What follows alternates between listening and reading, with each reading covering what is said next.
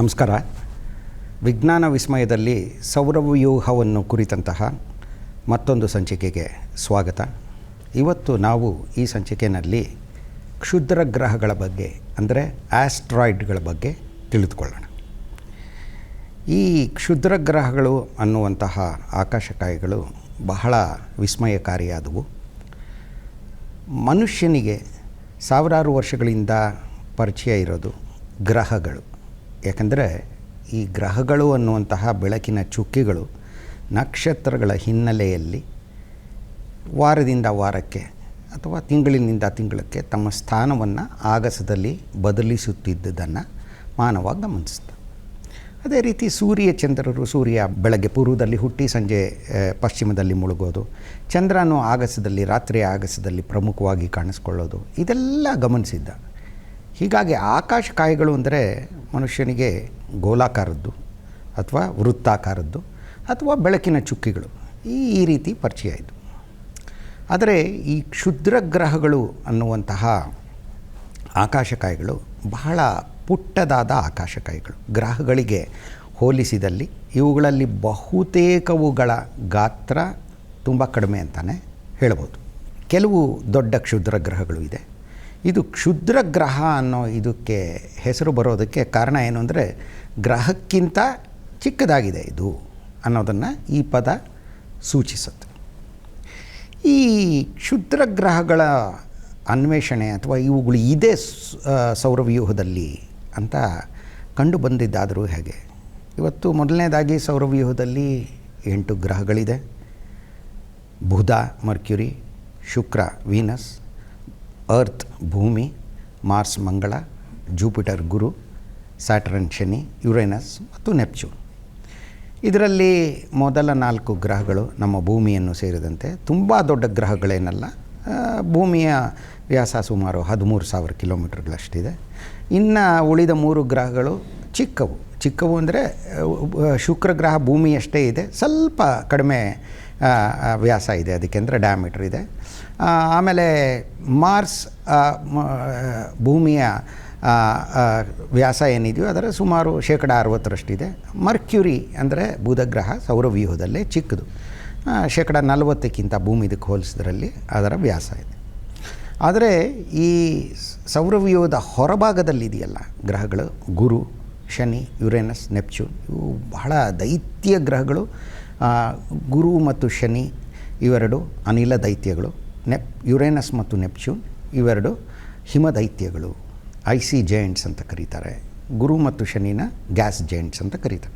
ಗುರುವಿನ ಗಾತ್ರ ಎಷ್ಟಿದೆ ಅಂದರೆ ಸುಮಾರು 1300 ಭೂಮಿಗಳನ್ನು ಒಂದು ಗುರುಗ್ರಹದಲ್ಲಿ ತುಂಬೋದು, 750 ಭೂಮಿಗಳನ್ನು ಒಂದು ಶನಿ ಗ್ರಹದೊಳಗೆ ತುಂಬೋದು. ಯುರೇನಸ್ ಮತ್ತು ನೆಪ್ಚೂನ್ನಲ್ಲಿ ತಲಾ 50 ಭೂಮಿಗಳನ್ನು ತುಂಬೋದು. ಅಷ್ಟು ದೊಡ್ಡದಾಗಿದೆ ಈ ಗ್ರಹಗಳು.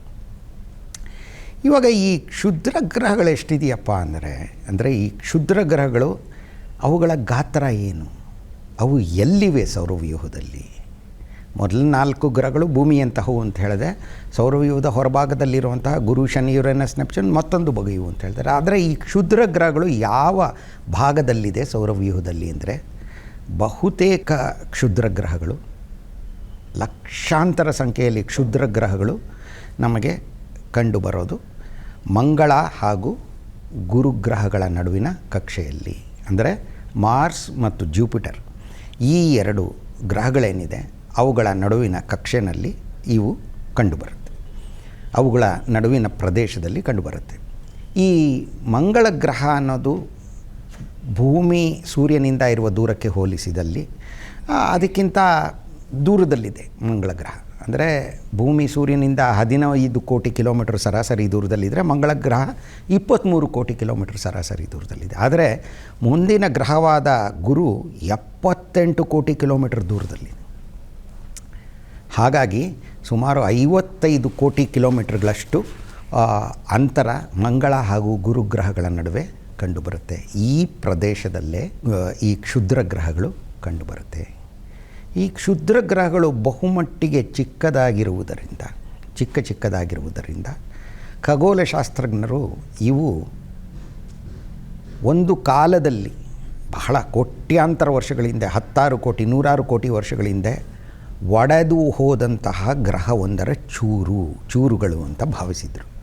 ಆದರೆ ಇವತ್ತಿನ ವಿಜ್ಞಾನಿಗಳ ನಂಬಿಕೆಯ ಪ್ರಕಾರ ಈ ಕ್ಷುದ್ರ ಗ್ರಹಗಳು ನಿರ್ಮಾಣವಾಗದಂತಹ ಗ್ರಹವೊಂದರ ಚೂರುಗಳು ಅಂತ. ಅಂದರೆ ಈ ಚೂರುಗಳೆಲ್ಲ ಸೇರಿ ಒಂದು ಗ್ರಹವನ್ನು ನಿರ್ಮಿಸೋದಕ್ಕೆ ಸಾಧ್ಯನೇ ಆಗಲಿಲ್ಲ ಮಂಗಳ ಹಾಗೂ ಗುರುಗ್ರಹಗಳ ನಡುವೆ. ಯಾಕಪ್ಪ ಇದಕ್ಕೆ ಕಾರಣ ಅಂದರೆ, ಕಾರಣ ಇಷ್ಟೇ, ಗುರುಗ್ರಹದ ಪ್ರಬಲ ಗುರುತ್ವಾಕರ್ಷಣ ಶಕ್ತಿ. ಗುರುಗ್ರಹ ದ್ರವ್ಯರಾಶಿ ಅಂದರೆ ಮಾಸ್ನ ದೃಷ್ಟಿಯಿಂದಾಗಲಿ ಅಥವಾ ಅದರ ಗಾತ್ರದ ದೃಷ್ಟಿಯಿಂದಾಗಲಿ ಅಗಾಧವಾದದ್ದು, ದೈತ್ಯಾಕಾರದ್ದು. ಆ ಒಂದು ಗ್ರಹ ತನ್ನ ಹಾಗೂ ತನಗಿಂತ ಸೂರ್ಯನಿಗೆ ಹತ್ತಿರವಿರುವಂತಹ ಮಂಗಳ ಗ್ರಹದ ನಡುವಿನ ಕಕ್ಷೆಗಳಲ್ಲಿ ಅದು ಆ ಪ್ರದೇಶದಲ್ಲಿ ಮತ್ತೊಂದು ಗ್ರಹ ಅಸ್ತಿತ್ವಕ್ಕೆ ಬರೋದಕ್ಕೆ ಬಿಡಲಿಲ್ಲ ಅಂತ ಖಗೋಳಶಾಸ್ತ್ರ ನಂಬಿದ್ದಾರೆ. ಹೀಗಾಗಿ ಲಕ್ಷಾಂತರ ಸಂಖ್ಯೆಯಲ್ಲಿ ಚೂರುಗಳು ಮಂಗಳ ಹಾಗೂ ಗುರುಗ್ರಹದ ನಡುವಿನ ಕಕ್ಷೆಗಳಲ್ಲಿ ಕ್ಷುದ್ರ ಗ್ರಹಗಳ ಪಟ್ಟಿ, ಆಸ್ಟ್ರಾಯ್ಡ್ ಬೆಲ್ಟ್ ಅಂತ ಹೇಳ್ತೀವಿ, ಅವುಗಳಲ್ಲಿ ಸುತ್ತುತ್ತಾ ಇದೆ. ಇದು ಭೂಮಿ ಸೂರ್ಯನಿಂದ ಎಷ್ಟು ದೂರ ಇದೆಯೋ ಅದಕ್ಕೆ ನಾವು ಸಾಮಾನ್ಯವಾಗಿ 1 ಆಸ್ಟ್ರೋನಾಮಿಕಲ್ ಯೂನಿಟ್ ಅಂತ ಹೇಳ್ತೀವಿ, ಒಂದು ಖಗೋಳಮಾನ ಅಂತ ಹೇಳ್ತೀವಿ. ಭೂಮಿ 1 ಖಗೋಳಮಾನದಷ್ಟು ದೂರದಲ್ಲಿದ್ದರೆ ಸೂರ್ಯನಿಂದ ಈ ಕ್ಷುದ್ರ ಗ್ರಹಗಳ ಪಟ್ಟಿ 2.2 ಖಗೋಳಮಾನಗಳಿಂದ ಹಿಡಿದು 3.2 ಖಗೋಳಮಾನಗಳಷ್ಟು ಪ್ರದೇಶದಲ್ಲಿ ಕಂಡುಬರುತ್ತೆ. ಹೀಗಾಗಿ ಈ ಒಂದು ಕ್ಷುದ್ರ ಗ್ರಹಗಳ ಪಟ್ಟಿ ಎಷ್ಟು ವ್ಯಾಪಿಸಿದೆಯಪ್ಪ ಅಂದರೆ, ಭೂಮಿ ಸೂರ್ಯನಿಂದ ಎಷ್ಟು ದೂರ ಇದೆಯೋ ಅಷ್ಟು ಅಗಲ ಇದೆ ಈ ಪಟ್ಟಿ ಅನ್ನೋದನ್ನು ನಾವು ತಿಳ್ಕೊಬೋದು.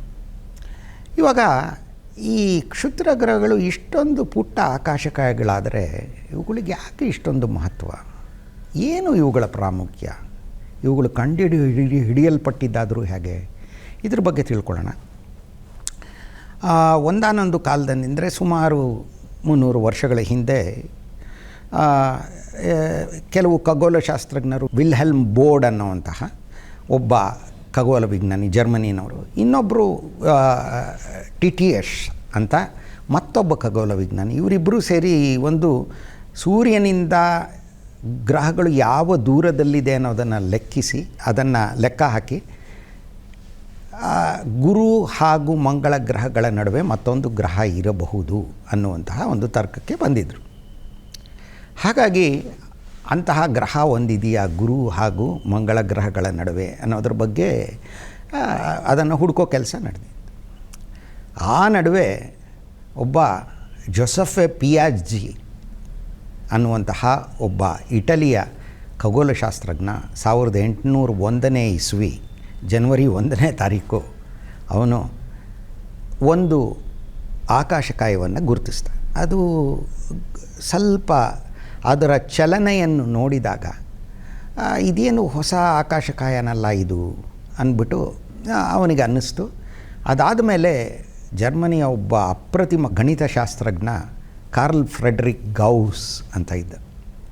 ಅವನು ಅದರ ಕಕ್ಷೆಯನ್ನು ಲೆಕ್ಕ ಹಾಕಿದರೆ ಆ ಒಂದು ಆಕಾಶಕಾಯ ಮಂಗಳ ಹಾಗೂ ಗುರುಗ್ರಹಗಳ ನಡುವಿನ ಕಕ್ಷೆಯಲ್ಲೇ ಅದು ಸೂರ್ಯನನ್ನು ಸುತ್ತುತ್ತಾ ಇದೆ ಅನ್ನೋದು ಗೊತ್ತಾಯಿತು.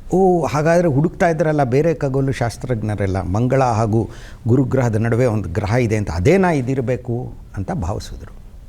ಆದರೆ ಇದರ ಹೆಸರನ್ನ ಏನು ಪಿಯಾಟ್ಸಿ ಯಾವ ಹೆಸರಿಟ್ಟ ಅಂದರೆ ಅದಕ್ಕೆ ಸೀರೀಸ್ ಅನ್ನುವಂತಹ ಇಟಲಿಯ ದಕ್ಷಿಣದಲ್ಲಿರುವಂತಹ ಸಿಸಿಲಿಯ ದೇವತೆಯ ಹೆಸರನ್ನೇ ಸೀರೀಸ್ ಅನ್ನುವಂತಹ ಹೆಸರನ್ನು ಕೊಟ್ಟಾದಿ. ಆದರೆ ಈ ಸೀರೀಸ್ ಅನ್ನುವಂತಹ ಒಂದು ಆಕಾಶಕಾಯ ಗುರುತಿಸಲ್ಪಡ್ತಲ್ಲ, ಅದು ಮಂಗಳ ಹಾಗೂ ಗುರುಗ್ರಹಗಳ ನಡುವಿನ ಕಕ್ಷೆಯಲ್ಲಿ ಸುತ್ತುತ್ತಾ ಇತ್ತಲ್ಲ, ಅದು ಏನೇ ಆದರೂ ತನ್ನ ಅಸ್ತಿತ್ವವನ್ನು ಅದು ದೂರದರ್ಶಕಗಳಲ್ಲಿ ಕೇವಲ ಒಂದು ಬೆಳಕಿನ ಚುಕ್ಕಿಯಾಗಿ ಗೋಚರಿಸ್ತಾ ಇತ್ತೆ ಹೊರತು ಅದು ದೊಡ್ಡ ಆಕಾಶಕಾಯವಾಗಿ ಅಂದರೆ ಗೋಲಾಕಾರವಾಗಿ ಇತರ ಗ್ರಹಗಳು ಮಾಡಿದಂತೆ ಗೋಲಾಕಾರವಾಗಿ ಅದು ಗೋಚರಿಸಲಿಲ್ಲ. ಹಾಗಾಗಿ ಇದಾದ ಮೇಲೆ ಇನ್ನೊಂದು 5-6 ವರ್ಷದಲ್ಲಿ ಇನ್ನೂ 3 ಅದೇ ರೀತಿಯ ಆಕಾಶಕಾಯಗಳು ಅದೇ ಮಂಗಳ ಹಾಗೂ ಗುರುಗ್ರಹಗಳ ನಡುವಿನ ಕಕ್ಷೆಯಲ್ಲಿ ಗುರುತಿಸಲ್ಪಟ್ಟವು. ಅವು ದೊಡ್ಡ ದೂರದರ್ಶಕಗಳಿಗೂ ತಮ್ಮ ರೂಪವನ್ನು ಕೇವಲ ಬೆಳಕಿನ ಚುಕ್ಕಿಗಳಾಗಿ, ನಕ್ಷತ್ರಗಳಂತೆ ಬೆಳಕಿನ ಚುಕ್ಕಿಗಳಾಗಿ ಕಂಡವೇ ಹೊರತು ಗ್ರಹಗಳಂತೆ ಗೋಲಾಕಾರವಾಗಿ ಕಾಣಲಿಲ್ಲ. ಹಾಗಾಗಿ ಅವು ನಕ್ಷತ್ರಗಳಂತೆ, ಅಂದರೆ ನಕ್ಷತ್ರಗಳಂತೆ ಕಾಣುವ ಆಕಾಶಕಾಯಗಳು ಅನ್ನೋ ದೃಷ್ಟಿಯಿಂದ ಅವರಿಗೆ ಸ್ಟಾರ್ ಲೈಕ್, ಅಂದರೆ ಆಸ್ಟರಾಯ್ಡ್ಸ್ ಅನ್ನುವಂತಹ ಒಂದು ಹೆಸರನ್ನು ನೀಡಲಾಯಿತು. ಇದಾದ ಮೇಲೆ 19ನೇ ಶತಮಾನದಲ್ಲಿ ಅನೇಕ ಕ್ಷುದ್ರ ಗ್ರಹಗಳು ಕಂಡುಹಿಡಿಯಲ್ಪಟ್ಟವು.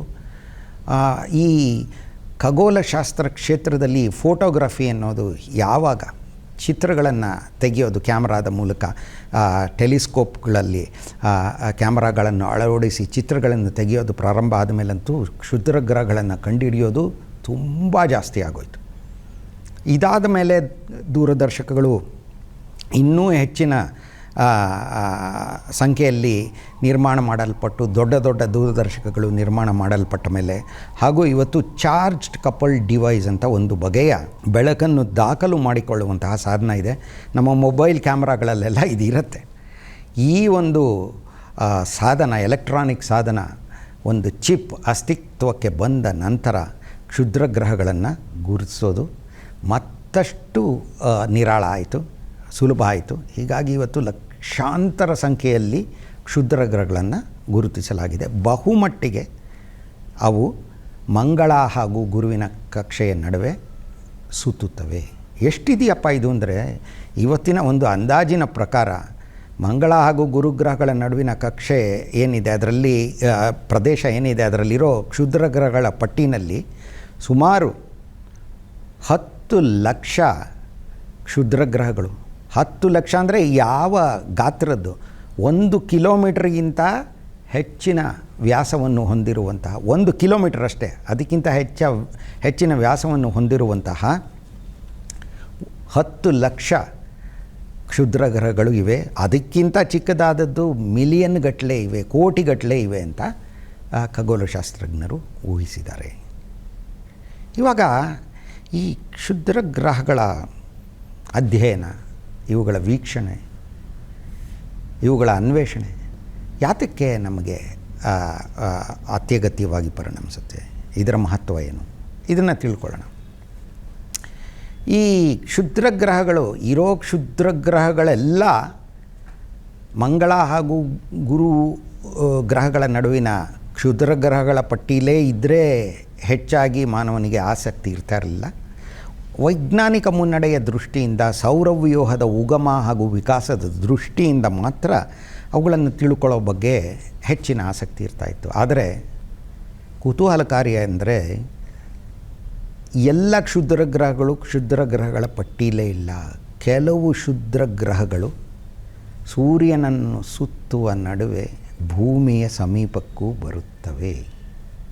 ಅದರಲ್ಲಿ ಬೇರೆ ಬೇರೆ ಗುಂಪಿನ ಕ್ಷುದ್ರ ಗ್ರಹಗಳು ಇರುತ್ತವೆ. ಅಂತಹ ಗುಂಪಿನಲ್ಲಿ ಮೊದಲನೇದು ಅಪೋಲೋ ಅನ್ನುವಂತಹ ಗುಂಪಿನ ಕ್ಷುದ್ರ ಗ್ರಹಗಳು, ಅಟೆನ್ ಅನ್ನುವಂತಹ ಮತ್ತೊಂದು ಗುಂಪಿನ ಕ್ಷುದ್ರ ಗ್ರಹಗಳು. ಹೀಗೆ ಭೂಮಿಯ ಕಕ್ಷೆಯನ್ನು ಛೇದಿಸುವಂತಹ, ತಮ್ಮ ಕಕ್ಷೆಗಳಲ್ಲಿ ಚಲಿಸುವಾಗ ಭೂಮಿಯ ಕಕ್ಷೆಯನ್ನು ಛೇದಿಸಿ, ಅಂದರೆ ಭೂಮಿಯ ಕಕ್ಷೆ ಒಳಗೆ ಬಂದು ತಿರ್ಗಾ ಹೊರಗೋಗೋದು ಇರುತ್ತಲ್ಲ, ಅಂತಹ ಅಪೋಲೋ, ಅಟೆನ್, ಅಮೋರ್ ಅಂತ ಈ 3 ಬಗೆಯ 3 ಗುಂಪಿನ ಕ್ಷುದ್ರ ಗ್ರಹಗಳಿದೆ.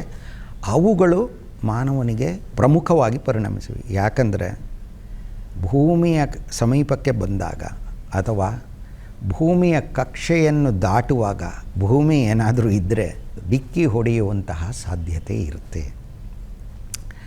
ಇವತ್ತು ಭೂಮಿಯ ಮೇಲೆ ಇರುವಂತಹ ಜೀವಿಗಳಲ್ಲಿ ಡಾಮಿನೆಂಟ್, ಅಂದರೆ ಆಧಿಪತ್ಯನ ಸಾಧಿಸಿರುವನು ಬುದ್ಧಿಜೀವಿಯಾದ ಮನುಷ್ಯ. ಇವತ್ತು ಯಾರಾದರೂ ನಮಗೆ ಗೊತ್ತಿಲ್ಲದಂಗೆ ಬೇರೆ ಲೋಕಗಳಿಂದ ಬುದ್ಧಿಜೀವಿಗಳು ಬಂದರೆ, ಮೊದಲನೇದಾಗಿ ಅವರು ಇದ್ದಾರೆ ಅಂತ ನಾನು ಹೇಳೋದಿಲ್ಲ, ಯಾಕಂದರೆ ಖಚಿತವಾಗಿ ಗೊತ್ತಿಲ್ಲ ನಮಗೆ.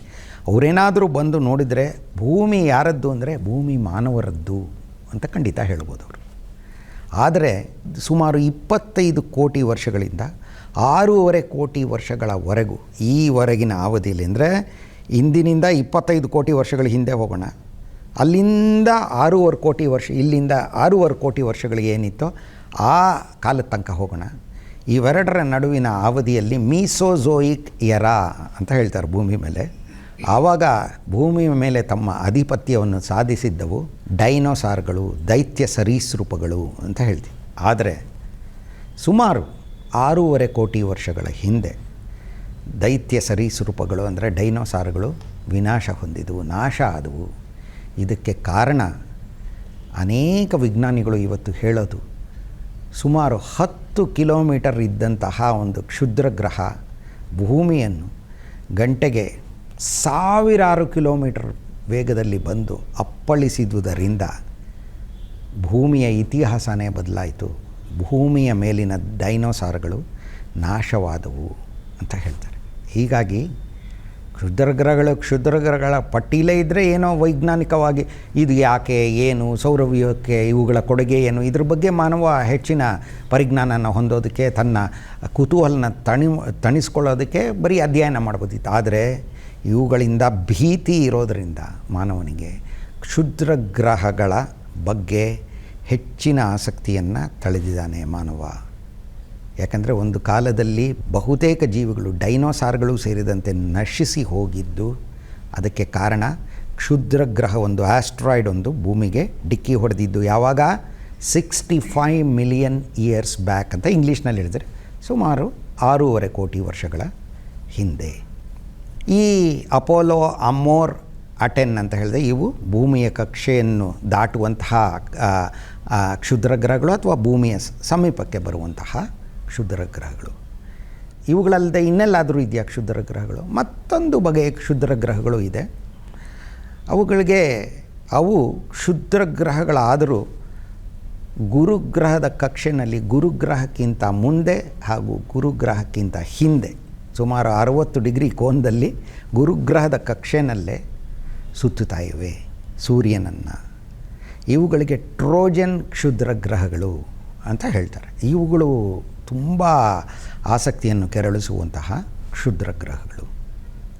ಇವುಗಳ ಅನ್ವೇಷಣೆ ನಡೆಸುವುದಕ್ಕಾಗಿ ಲೂಸಿ ಅನ್ನುವಂತಹ ಒಂದು ಅಂತರಿಕ್ಷ ನೌಕೆನ, ರೋಬಾಟ್ ಅಂತರಿಕ್ಷ ನೌಕೆನ ಇವತ್ತು ನಾಸಾ ಹಾರಿಬಿಟ್ಟಿದೆ.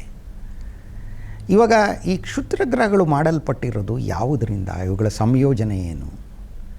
ಕ್ಷುದ್ರಗ್ರಹಗಳ ಸಂಯೋಜನೆ ಏನು ಅನ್ನೋದನ್ನು ನಾವು ಉಲ್ಕಾಶಿಲೆಗಳನ್ನು ಭೂಮಿ ಮೇಲೆ, ಮೀಟಿಯೋರೈಟ್ಸ್ ಅಂತ ಹೇಳ್ತೀವಲ್ಲ, ಮೀಟಿಯೋರಾಯ್ಡ್ಸ್ ಅಲ್ಲ, ಮೀಟಿಯೋರೈಟ್ಸ್ ಅಂತ ಹೇಳ್ತೀವಲ್ಲ, ಉಲ್ಕಾಶಿಲೆಗಳು, ಅವುಗಳನ್ನು ನಾವು ಅಧ್ಯಯನ ಮಾಡುವ ಮೂಲಕ ವಿಜ್ಞಾನಿಗಳು ಅರ್ಥ ಮಾಡ್ಕೊಂಡಿದ್ದಾರೆ. ಇವುಗಳು ಈ ಕಬ್ಬಿಣದಿಂದ ಮಾಡಿದ್ದವು ಆಗಿರಬಹುದು, ಅಥವಾ ಶಿಲೆಗಳಿಂದ ಮಾಡಲ್ಪಟ್ಟಿರುವುದು ಆಗಿರ್ಬೋದು, ಅಥವಾ ಇವು ಎರಡರ ಮಿಶ್ರಣನೂ ಆಗಿರಬಹುದು ಅಂತ ಹೇಳ್ತಾರೆ. ಹೀಗಾಗಿ ಕ್ಷುದ್ರಗ್ರಹಗಳು ಕೂಡ ಸಣ್ಣ ಸಣ್ಣ ಕ್ಷುದ್ರಗ್ರಹಗಳ ಚೂರುಗಳು ಭೂ ವಾತಾವರಣವನ್ನು ಪ್ರವೇಶಿಸಿ ಅಲ್ಲಿ ಉಂಟಾಗುವ ಶಾಖವನ್ನು ಹೆಂಗೋ ತಡ್ಕೊಂಡು ಭೂಮಿಗೆ ಬಂದು ಬಿದ್ದರೆ ಅಂತ ಅವುಗಳಿಗೆ ಉಲ್ಕಾಶಿಲೆ ಅಂತ ಹೆಸರು. ಅವುಗಳ ಅಧ್ಯಯನದ ಮೂಲಕ ಇವತ್ತು ಕ್ಷುದ್ರಗ್ರಹಗಳ ಬಗ್ಗೆ, ಆಸ್ಟ್ರಾಯ್ಡ್ಸ್ನ ಬಗ್ಗೆ ನಾವು ತಿಳ್ಕೊಂಡಿದ್ದೀವಿ. ಇದುವರೆಗೂ ಆ ರೀತಿ ಇತ್ತು. ಅಂತರಿಕ್ಷ ಯುಗ ಆರಂಭವಾದ ಮೇಲೆ ಅದು ಬೇರೆ ರೀತಿ ಆಯಿತು. ಹೀಗಾಗಿ ಕ್ಷುದ್ರಗ್ರಹಗಳಲ್ಲಿ ಲೋಹಗಳಿರುತ್ತೆ, ಕ್ಷುದ್ರಗ್ರಹಗಳಲ್ಲಿ ಶಿಲೆಗಳಿದೆ, ಭೂಮಿ ಮೇಲಿನ ಥರದ್ದೇ ಶಿಲೆಗಳಿರುತ್ತೆ, ಇವೆರಡರ ಮಿಶ್ರಣನೂ ಇರುತ್ತೆ. ಇವಾಗ ಈ ಕ್ಷುದ್ರಗ್ರಹಗಳನ್ನು ಟೆಲಿಸ್ಕೋಪ್ಗಳ ಮೂಲಕ ಅವುಗಳನ್ನು ಅಧ್ಯಯನ ಮಾಡುವಂಥ ಕಾರ್ಯ ಸುಮಾರು 100-150 ವರ್ಷಗಳಿಂದ ನಡೆದೇ ಇದೆ. ಆದರೆ ಅವು ಯಾವ ರೀತಿ ಇರುತ್ತವೆ, ಅವುಗಳ ಮೇಲ್ಮೈ ಎಂಥದ್ದು, ಸ್ವಲ್ಪ ರೇಡಾರ್ನಿಂದ ಚಿತ್ರಗಳನ್ನು ತೆಗೆದರೂ ಸ್ಪಷ್ಟವಾಗಿರ್ತಾ ಇರಲಿಲ್ಲ. ಆದರೆ ಅಂತರಿಕ್ಷ ಯುಗ ಆರಂಭವಾದ ನಂತರ ಅದರ ಒಂದು ವಿಧಾನವೇ ಬದಲಾಯಿತು ಅಂತ ಹೇಳ್ಬೋದು. ನೋಡಿ, ಅಂತರಿಕ್ಷ ಯುಗ ಆರಂಭವಾದದ್ದು 1957 ಅಕ್ಟೋಬರ್ 4 ಭೂಮಿಯ ಮೊದಲ ಕೃತಕ ಉಪಗ್ರಹವಾದ ಸ್ಪುಟ್ನಿಕ್ 1 ಇದನ್ನು ಹಿಂದಿನ ಸೋವಿಯತ್ ಒಕ್ಕೂಟ ಉಡಾಯಿಸ್ತಲ್ಲ, ಆವಾಗ ಈ ಅಂತರಿಕ್ಷ ಯುಗ ಆರಂಭವಾಯಿತು ಅಂತ ಹೇಳಲಾಗುತ್ತೆ. ಅದಾದ ಮೇಲೆ ಈ ಕ್ಷುದ್ರಗ್ರಹಗಳನ್ನು ಅನ್ವೇಷಿಸುವಂತಹ ಅಂತರಿಕ್ಷ ನೌಕೆನ ತಕ್ಷಣವೇ ಹಾರಿಬಿಡೋದಕ್ಕೆ ಆಗಲಿಲ್ಲ. ಯಾಕಂದರೆ ಖಗೋಳಶಾಸ್ತ್ರಜ್ಞರಿಗೆ ಏನನ್ಸಿತ್ತು ಅಂದರೆ, ಕ್ಷುದ್ರಗ್ರಹಗಳ ಪಟ್ಟಿನಲ್ಲಿ ಎಷ್ಟೊಂದು ಕ್ಷುದ್ರಗ್ರಹಗಳಿದೆ ಅಂದರೆ, ಯಾವುದಾದ್ರೂ ಒಂದು ಅಂತರಿಕ್ಷ ನೌಕೆನ ನಾವು ಕ್ಷುದ್ರಗ್ರಹಗಳ ಪಟ್ಟಿಯ ಮೂಲಕ ಕಳಿಸಿದ್ರೆ ಅದು ಯಾವುದಾದ್ರು ಒಂದು ಕ್ಷುದ್ರಗ್ರಹಕ್ಕೆ ಡಿಕ್ಕಿ ಹೊಡೆದು ನಾಶ ಆಗ್ಬೋದು ಅಂತ ಅಂದಾಜು ಮಾಡಿದರು. ಹಾಗಾಗಿ ಒಂದು ಪ್ರಶ್ನೆ ಇತ್ತು, ಕ್ಷುದ್ರ ಗ್ರಹಗಳ ಪಟ್ಟಿಯನ್ನು ದಾಟಿ ಗುರುಗ್ರಹವನ್ನು ಅನ್ವೇಷಿಸುವಂತಹ ಒಂದು ನೌಕೆನ ಕಳಿಸೋದಕ್ಕೆ ಸಾಧ್ಯನಾ, ಅಲ್ಲಿಂದ ಶನಿಗ್ರಹಕ್ಕೆ ಹೋಗೋದು ಸಾಧ್ಯನಾ, ಯುರೇನಸ್, ನೆಪ್ಚೂನ್, ಒಂದು ಕಾಲದಲ್ಲಿ ಪ್ಲೂಟೋ ಕೂಡ ಗ್ರಹ ಅನ್ಸ್ಕೊಂಡಿತ್ತು, ಅಲ್ಲೆಲ್ಲ ಹೋಗೋಕ್ಕಾಗತ್ತಾ ಅಂತ ಅಂದ್ಕೊಂಡಿದ್ರು. ಆದರೆ 1972ರಲ್ಲಿ ಅಮೆರಿಕಾದ ಅಂತರಿಕ್ಷ ಸಂಸ್ಥೆ ನಾಸಾ ಒಂದು ಅಂತರಿಕ್ಷ ನೌಕೆನ ಹಾರಿಬಿಡ್ತು. ಪಯನೀರ್ 10 ಅನ್ನುವಂತಹ ನೌಕೆ. ಅದು ಕ್ಷುದ್ರ ಗ್ರಹಗಳ ಪಟ್ಟಿನ 72ರಲ್ಲೇ ದಾಟಿ ಮುಂದೆ ಹೋಯಿತು, ಗುರುಗ್ರಹವನ್ನು ಅನ್ವೇಷಣೆ ಮಾಡ್ತು. ಅದಾದಮೇಲೆ ಎರಡನೇದಾಗಿ ಪಯನೀರ್ 11 ಅನ್ನೋದು ಕೂಡ ಕ್ಷುದ್ರ ಗ್ರಹಗಳ ಪಟ್ಟಿನ ದಾಟಿ ಮುಂದೆ ನಡೀತು, ಶನಿಗ್ರಹದ ತನಕ ಹೋಯಿತು. ಆದರೆ ಕ್ಷುದ್ರ ಗ್ರಹ ಒಂದರ ಚಿತ್ರವನ್ನು ತೆಗೆದಂತಹ ನೌಕೆ ಗ್ಯಾಲಿಲಿಯೋ, ಅದು 1992-93 ಸುಮಾರಿಗೆ ಗ್ಯಾಸ್ಪ್ರಾ ಅನ್ನುವಂತಹ ಒಂದು ಕ್ಷುದ್ರ ಗ್ರಹದ ಚಿತ್ರನ ತೆಗೀತು. ಅದಾದಮೇಲೆ ಐಡಾ ಅನ್ನುವಂತಹ ಮತ್ತೊಂದು ಕ್ಷುದ್ರ ಗ್ರಹದ ಚಿತ್ರವನ್ನು ತೆಗೀತು. ಇಲ್ಲಿ ಮತ್ತೊಂದು ವಿಚಾರ ಜ್ಞಾಪಕ ಬರುತ್ತೆ. ಸೀರೀಸ್ ಅನ್ನುವಂತಹ ಅತಿ ದೊಡ್ಡ ಕ್ಷುದ್ರ ಗ್ರಹವನ್ನು ಬಿಟ್ಟರೆ ಮಿಕ್ಕ ಬಹುತೇಕ ಕ್ಷುದ್ರ ಗ್ರಹಗಳು ಆಲೂಗಡ್ಡೆ ಆಕಾರದಲ್ಲಿರುತ್ತವೆ, ಅವು ಗೋಲಾಕಾರದಲ್ಲಿರಲ್ಲ. ಅವು ಆಲೂಗಡ್ಡೆಯ ಆಕಾರದ ಪುಟ್ಟ ಆಕಾಶಕಾಯಿಗಳು ಅಂತ ಹೇಳ್ಬೋದು. ಇವಾಗ ಐಡಾ ಅನ್ನುವಂತಹ ಚಿತ್ರ ನೀವು ನೋಡಿದ್ರೆ ಆಲೂಗಡ್ಡೆ ಥರನೇ ಕಾಣಿಸುತ್ತೆ ಆ ಕ್ಷುದ್ರ ಗ್ರಹ. ಅದಕ್ಕೂ ಒಂದು ಉಪಗ್ರಹನ ಗ್ಯಾಲಿಲಿಯೋ ನೌಕೆ ತೋರ್ತು. ಇದಾದ ಮೇಲೆ ಒಂದು ಅಮೆರಿಕಾದ ಮತ್ತೊಂದು ನೌಕೆ ನಿಯರ್ ಶೂಮಾಕರ್ ಅನ್ನುವಂತಹ ನೌಕೆ ಒಂದು ಕ್ಷುದ್ರ ಗ್ರಹದ ಮೇಲೇ ಈರೋಸ್ ಅನ್ನುವಂತಹ ಒಂದು ಗ್ರೀಕರ ಪ್ರೇಮ ದೇವತೆಯಾದ, ಪ್ರಣಯ ದೇವತೆಯಾದ ಈರೋಸ್ ಅದರ ಹೆಸರನ್ನೇ ಇಟ್ಟಂತಹ ಒಂದು ಕ್ಷುದ್ರ ಗ್ರಹದ ಮೇಲೆ ಅದನ್ನು ಸುತ್ತಾಕಕ್ಕೆ ಪ್ರಾರಂಭ ಮಾಡ್ತು, ಅದರ ಮೇಲೆ ಇಳೀತು. ಇದಾದ ಮೇಲೆ ನೋಡಿ, ಜಪಾನ್ ಹಾಯಾಬೂಸಾ 1, ಹಾಯಾಬೂಸಾ 2 ಅನ್ನುವಂತಹ 2 ರೋಬೋಟ್ ನೌಕೆಗಳನ್ನು ಕಳುಹಿಸಿದೆ. ಅವು 2 ಕ್ಷುದ್ರ ಗ್ರಹಗಳ ಸ್ಯಾಂಪಲ್ಸ್ ಅಂತ ನಾವು ಹೇಳ್ತೀವಿ, ಕಲ್ಲು ಮಣ್ಣುಗಳನ್ನು ಸಂಗ್ರಹಿಸಿಕೊಂಡು ಭೂಮಿಗೆ ತಂದಿವೆ. ಹಾಯಾಬೂಸಾ 1 ಅನ್ನೋದು ಇಟೊಕಾವಾ ಅನ್ನುವಂತಹ ಕ್ಷುದ್ರ ಗ್ರಹಕ್ಕೆ ಹೋಗಿ ಅಲ್ಲಿಂದ ಕಲ್ಲು ಮಣ್ಣುಗಳನ್ನು ಸಂಗ್ರಹಿಸಿಕೊಂಡು ತಂದಿದೆ. ಆಮೇಲೆ ರಿಯುಗು ಅನ್ನುವಂಥ ಮತ್ತೊಂದು ಕ್ಷುದ್ರ ಗ್ರಹಕ್ಕೆ ಹೋಗಿ ಹಾಯಾಬೂಸಾ 2 ತಂದಿದೆ. ಅದೇ ರೀತಿ ಅಮೇರಿಕಾದ ಒಸೈರಿಸ್ ರೆಕ್ಸ್ ಅನ್ನುವಂತಹ ನೌಕೆ ಬೆನ್ನು ಅನ್ನುವಂತಹ ಕ್ಷುದ್ರ ಗ್ರಹವನ್ನು ಸುತ್ತಿ ಅಲ್ಲಿಂದನೂ ಮೆಟೀರಿಯಲ್ಸ್ ಅಂತ ನಾವೇನು ಹೇಳ್ತೀವಿ ಅಂದರೆ ಕಲ್ಲು ಮಣ್ಣುಗಳನ್ನು ಸಂಗ್ರಹಿಸಿಕೊಂಡು ತಂದಿದೆ. ನೋಡಿ, ಇದೆಲ್ಲ ಯಾಕೆ ಅಂದರೆ ಕ್ಷುದ್ರ ಗ್ರಹಗಳಿಂದ ತನ್ನನ್ನು ತಾನು ರಕ್ಷಿಸಿಕೊಳ್ಬೇಕಾದ್ರೆ ಮಾನವ ಅವುಗಳು ಯಾವ ರೀತಿ ಯಾವ ವಸ್ತುಗಳಿಂದ ಮಾಡಲ್ಪಟ್ಟಿವೆ, ಅವು ಗಟ್ಟಿಯಾಗಿವೆಯೋ ಟೊಳ್ಳಾಗಿವೆಯೋ ಇದನ್ನೆಲ್ಲ ನಾವು ತಿಳ್ಕೋಬೇಕು. ಹೀಗಾಗಿ ಈ ದೃಷ್ಟಿಯಿಂದ ಸಾಕಷ್ಟು ಮುನ್ನಡೆ ಉಂಟಾಗಿದೆ. ಇವೆಲ್ಲಕ್ಕಿಂತ ಹೆಚ್ಚಾಗಿ ಡಾರ್ಟ್ ಅನ್ನುವಂತಹ ಒಂದು ನೌಕೆಯನ್ನು ನಾಸಾ, ಅಮೆರಿಕಾದ ಅಂತರಿಕ್ಷ ಸಂಸ್ಥೆ ನಾಸಾ, ಡೈಡಿಮೋಸ್, ಡೈಮಾರ್ಫೋಸ್ ಅಂತ 2 ಉಪಗ್ರಹಗಳು ಒಂದರ ಸುತ್ತ ಒಂದು ಸುತ್ತುತ್ತಾ ಇದೆ. ಅಂದರೆ ಒಂದರ ಸುತ್ತ ಒಂದಲ್ಲ, ಡೈಡಿಮೋಸ್ ಅನ್ನೋದ್ರ ಸುತ್ತ ಡೈಮಾರ್ಫೋಸ್ ಸುತ್ತುತ್ತಾ ಇತ್ತು. ಅದಕ್ಕೆ ಹೋಗಿ ಡೈಮಾರ್ಫಾಸ್ ಅನ್ನುವಂತಹ ಒಂದು ಪುಟ್ಟ ಕ್ಷುದ್ರ ಗ್ರಹಕ್ಕೆ ಅಪ್ಪಳಿಸಿ ಅದರ ಕಕ್ಷೆಯನ್ನು ಬದಲಿಸುವಲ್ಲಿ ಸಫಲವಾಗಿದೆ. ಇದೆಲ್ಲ ಯಾಕೆ? ಮುಂದೆ ಭೂಮಿಗೆ ಭೀತಿಯನ್ನುಂಟು ಮಾಡುವಂತಹ ಒಂದು ಕ್ಷುದ್ರ ಗ್ರಹ ಏನಾರು ಬಂದರೆ ಅದರತ್ತ ಹೋಗಿ ಅದನ್ನು ನಾಶ ಮಾಡುವಂತಹ ಅಥವಾ ಅದನ್ನು ಮತ್ತೊಂದು ಬದಿಗೆ ತಳ್ಳಿ ಭೂಮಿಗೆ ಡಿಕ್ಕಿ ಹೊಡೆಯದಂತೆ ಮಾಡುವಂತಹ ತಂತ್ರಜ್ಞಾನವನ್ನು ಅಭಿವೃದ್ಧಿಪಡಿಸುವುದು ಬಹುಮುಖ್ಯ. ಈಗ ಲೂಸಿ ಅನ್ನುವಂತಹ ಮತ್ತೊಂದು ನಾಸಾದ ನೌಕೆ ಟ್ರೋಜನ್ ಕ್ಷುದ್ರ ಗ್ರಹಗಳು ಅಂತ ಹೇಳಿದೆ. ಅವು ಗುರುಗ್ರಹದ ಕಕ್ಷೆನಲ್ಲೇ ಇವೆ. ಅವು ಗುರುಗ್ರಹದ ಜೊತೆನೇ ಮುಂದೆ ಹಿಂದೆ ಸೂರ್ಯನನ್ನು ಸುತ್ತುತ್ತಾ ಇವೆ ಅಂತ. ಅವು ನಮ್ಮ ಸೌರವ್ಯೂಹದ ಉಗಮವನ್ನು ತಿಳಿದುಕೊಳ್ಳುವಲ್ಲಿ ಬಹಳ ಮುಖ್ಯ. ಆ ನೌಕೆ ಅವುಗಳನ್ನು ಅನ್ವೇಷಿಸುವ ಸಲುವಾಗಿ ತೆರಳುತ್ತಾ ಇದೆ. ಹೀಗೆ ಇದ್ರ ಜೊತೆಗೆ ಮತ್ತೊಂದು ಅಮೆರಿಕಾದ ರೋಬೋಟ್ ನೌಕೆ ಕ್ಷುದ್ರ ಗ್ರಹಗಳಲ್ಲಿ ಇರಬಹುದಾದ ಖನಿಜಗಳನ್ನು ಅನ್ವೇಷಣೆ ಮಾಡುವ ಸಲುವಾಗಿ ಹೋಗ್ತಾ ಇದೆ. ಹೀಗೆ ಕ್ಷುದ್ರ ಗ್ರಹಗಳು 3 ದೃಷ್ಟಿಯಿಂದ ನಮಗೆ ಮುಖ್ಯವಾದವು. ಒಂದು, ಸೌರವ್ಯೂಹದ ಉಗಮವನ್ನು ತಿಳ್ಕೊಳ್ಳೋದಕ್ಕೆ, ವಿಕಾಸವನ್ನು ತಿಳ್ಕೊಳ್ಳೋದಕ್ಕೆ. ಎರಡನೇದು, ಅದರಲ್ಲಿರುವಂತಹ ಪದಾರ್ಥಗಳನ್ನು ಮುಂದೆ ಮಾನವ ಭವಿಷ್ಯದಲ್ಲಿ ಅವನ್ನು ಬಳಸ್ಕೊಳ್ಳೋದಕ್ಕೆ, ಅಂತರಿಕ್ಷದಲ್ಲಿ ಇನ್ನೂ ದೂರದ ಲೋಕಗಳತ್ತ ತೆರಳುವುದಕ್ಕೆ, ಅವುಗಳನ್ನು ಬಳಸ್ಕೊಳ್ಳೋದಕ್ಕೆ, ಅಂತರಿಕ್ಷದಲ್ಲೇ ಕೈಗಾರಿಕೆಗಳನ್ನು ಸ್ಥಾಪಿಸೋದಕ್ಕೆ. ಮೂರನೇದಾಗಿ ಅವುಗಳಿಂದ ಉಂಟಾಗುವ ಭೀತಿಯನ್ನು ನಿವಾರಿಸಿಕೊಳ್ಳೋದಕ್ಕೆ ಈ 3 ದೃಷ್ಟಿಗಳಿಂದನೂ ಕ್ಷುದ್ರ ಗ್ರಹಗಳ ಅಧ್ಯಯನ, ಕ್ಷುದ್ರ ಗ್ರಹಗಳ ಅನ್ವೇಷಣೆ ಬಹುಮುಖ್ಯ. ಈಗಾಗಲೇ ಸಾಕಷ್ಟು ನಡೆದಿದೆ, ಇನ್ನೂ ಮುಂದೆ ಸಹ ಇದು ನಡೆಯುತ್ತೆ. ಇನ್ನಷ್ಟು ಆಸಕ್ತಿದಾಯಕವಾದ ಕುತೂಹಲಕಾರಿಯಾದ ಅಂಶಗಳು ಹೊರಬರುತ್ತವೆ ಅಂತ ಖಂಡಿತ ನಾವೆಲ್ಲರೂ ಆಶಿಸೋಣ. ನಮಸ್ಕಾರ.